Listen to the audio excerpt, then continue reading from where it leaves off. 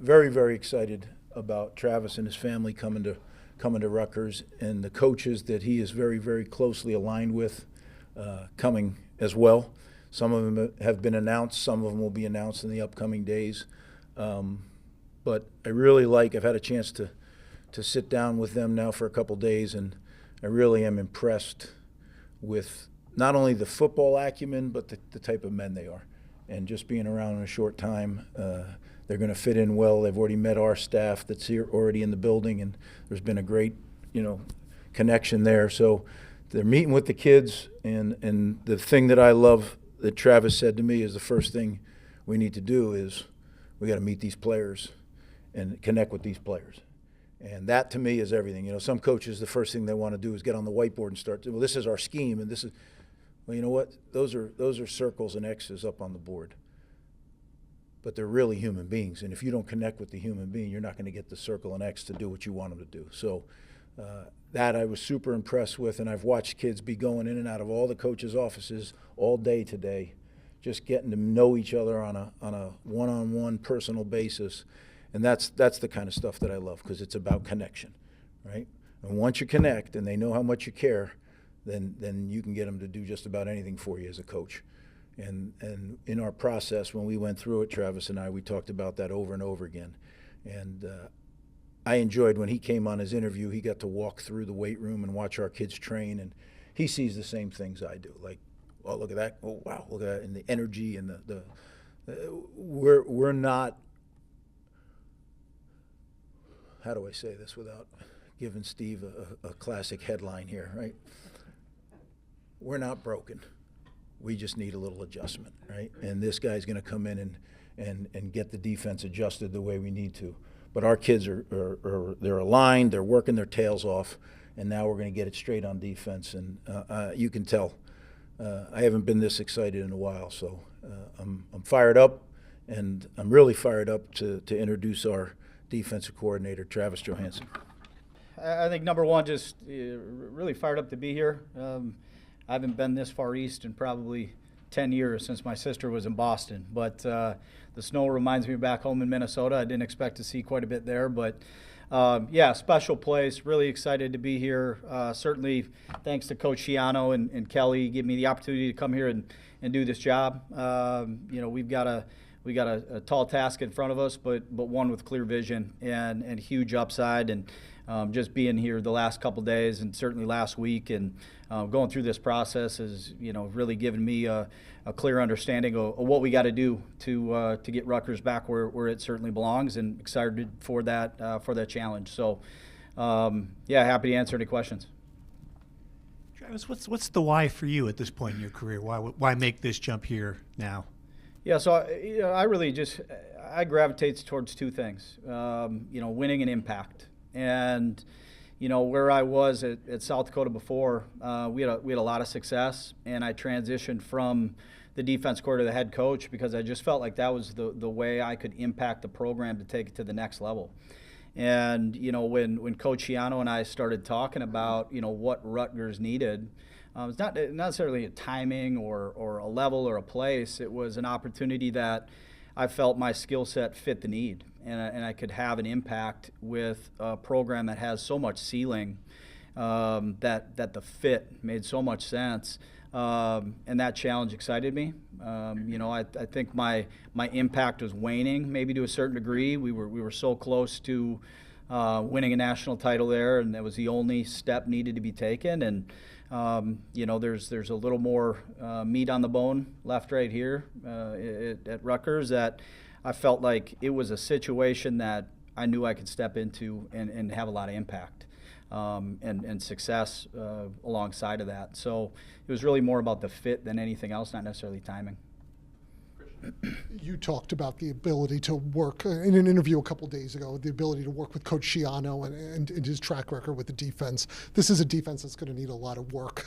What have you seen from the group, and what's it going to take to get that defense back up to the standard you want and the standard it's used to seeing around here? Yeah, I necessarily don't think it's a lot of work outside of just going through the process that we've been through. I see those guys and the talent and the growth potential that's in there. Great human beings. I think as I sit down with each and every one of them, you I get more excited by the day, by the meeting. The opportunity to be with Coach Shiano is second to none. You know, his experience, what he's done in this game, how he's done it, maybe most importantly. I think we're so in alignment with, you know, this is the greatest people game in the world, right? Like this still is about human beings, and as much of that's going on out there in college football, a lot of programs, you know, it's gotten pretty transactional, and he's found a way to live in that world while still being really transformational. And I think the reason why the players are here are for Rutgers, are for Coach Shiano, and to watch how he's done that in such a dynamic era right now is pretty impressive. And I'm really looking forward to, you know, being under the hood with him that way. You know, after sitting in a head coach chair for a year and watching how he's done it with so many years and so many changes, you know, I would be dumb not to sit into that, you know, sitting there and experience that. Heck, he was talking about that meeting 15 minutes ago. You know, there's some things I've had on a slide for the last 5 years in regards to teaching tackling, and one term in there, how we might be able to teach it better, I took and we're going to run with as a staff. So there's so many things I look forward to that way, but I think most importantly, that just the human being he is makes me excited about, you know, kind of going down that road with him. Welcome, Travis. Just give us a glimpse of what a defense looks under your tutelage and what you expect from your players. Incredibly sound, incredibly disciplined, a defense that's going to show a lot of mastery in what they're doing, a very connected group, a group that plays the game with the physicality and effort and passion that you want to see on a field. You know, I want people to be able to turn the tape on and see the intangibles of the defense without knowing the human beings. I think it's the biggest indicator for a great defense is you look at them and you say, I know those are tough, competitive people that love each other and love Rutgers, and they're out there battling that way. You don't have to get them into an interview to kind of find out who they are. You know, I believe that in recruiting. You know, you see the intangibles on the tape. You know, we need to be able to inspire those guys to play with that level of passion. But it all starts with discipline, accountability, and all the things that are necessary to operate in a manner where you can teach them, you know, to do great things on that field, where they are confident and inspired to go out there and show that to you guys, you know, where it's just obvious. And so, yeah, and that's the, you know, like Coach mentioned, that's the relationship piece. That's the understanding the human being piece. That's what makes them tick.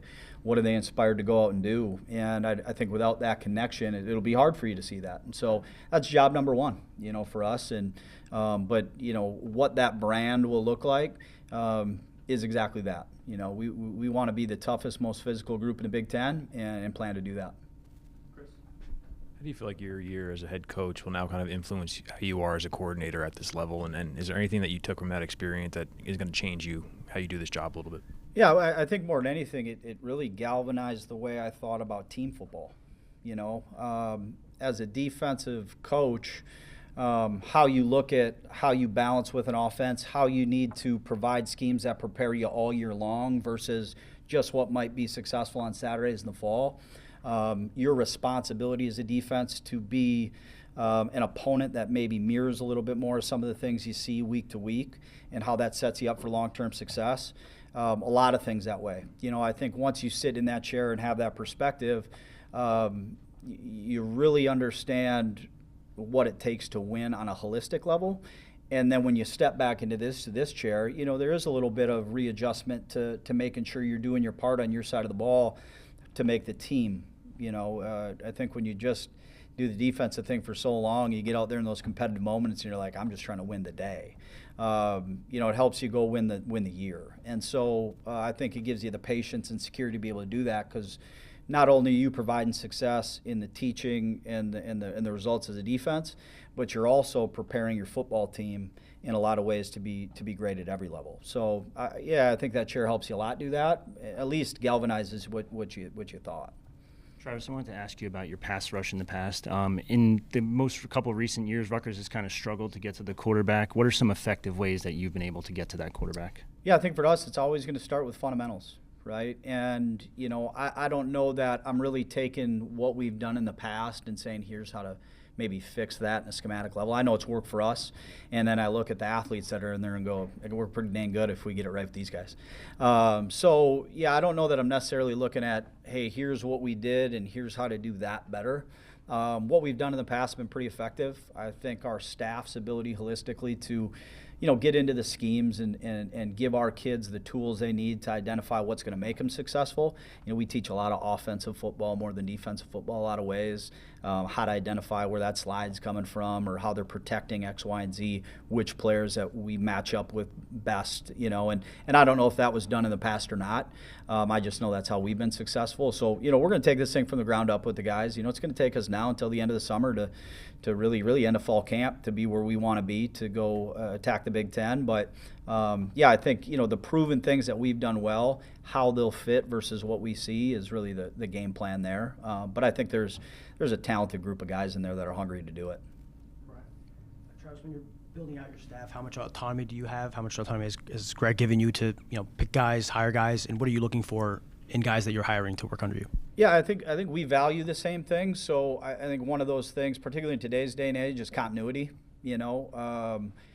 When you're trying to do this, and we feel like we've got a lot of, I think Coach said in team meeting the other day, a lot of potential is a dangerous word, but it's there. How do you streamline the teaching? I've had guys. We've been systematic for the last 6 or 7 years at South Dakota, right? And so when you've got all those guys in the building that have been through systems, created mastery, you don't have to get things start to finish. It's already kind of halfway there for the guys when they're counted on to do the jobs. We've got to get this start to finish. So it is important to me, and it's important to him that we get guys that have system background, that we connect already well as coaches. We speak the same language. We do those things. So we're not grown as a staff as much as we need to grow the players. So, when it's coming to building this staff, it does have a lot to do with that. And then knowing what my experience has been over the last 7 years, what we're going to need in addition to that as the year goes on, as the versatility we need to create, and can we stay ahead of the curve that way by maybe interjecting some people that come from maybe an outside background, but we have a relationship. Great. Travis, how do you think your journey to Rutgers helped prepare you for your role here? Well, I think number one, Rutgers is like Coach said, it's about the purity of football. I'm a purist when it comes to this game, and Rutgers is a blue collar, tough, organization that's about that end of football. So I connect really well with it. Because I wasn't born on third base. My dad's a truck driver. My mom worked in retail. I lived in Minnesota a lot of my life, and I was a D2 football player. I've coached in the NAIA, D2, FCS, and so I think when you come up, you connect with a place like this. Always overachieved, and I think that's what we want guys to do. Those are the type of people that I think acclimate well here, that thrive here.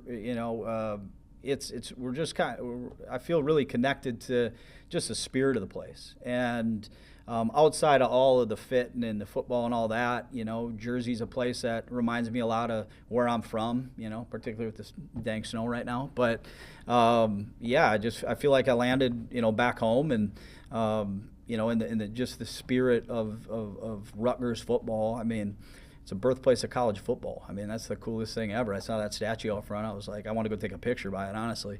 I will at some point, probably my son. But it's just about the purity of the game. And I think if we stick to that, and I do my job the way it's supposed to be, the players that chose to be here are for that reason too.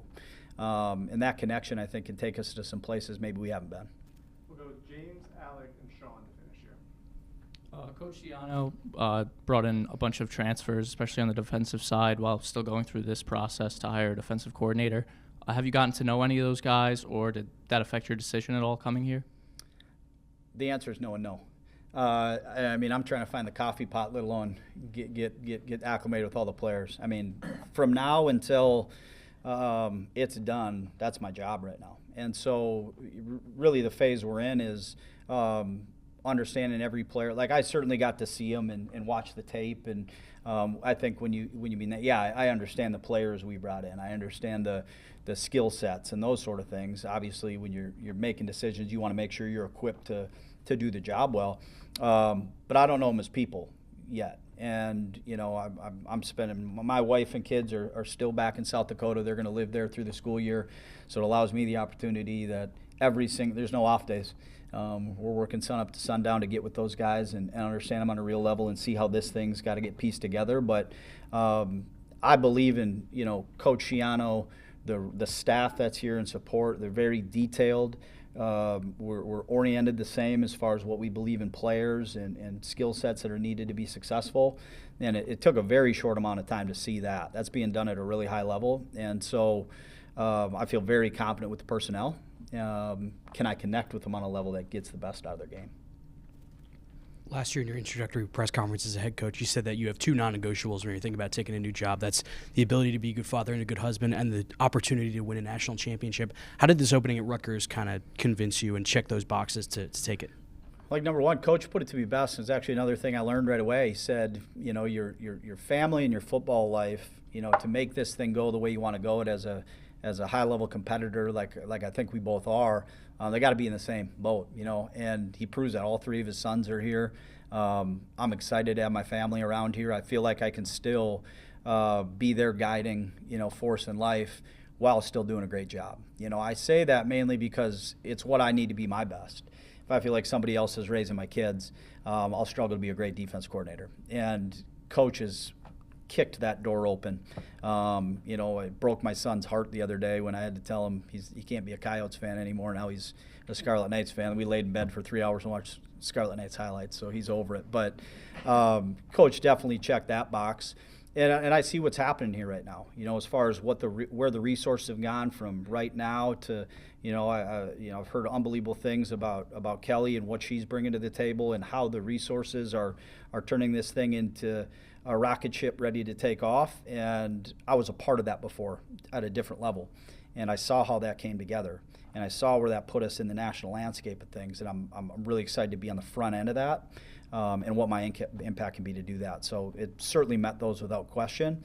We got a lot of work to get that done. Final question. Coach, you spent a lot of time in the FCS. Do you anticipate any sort of change in procedure making the jump to Rutgers?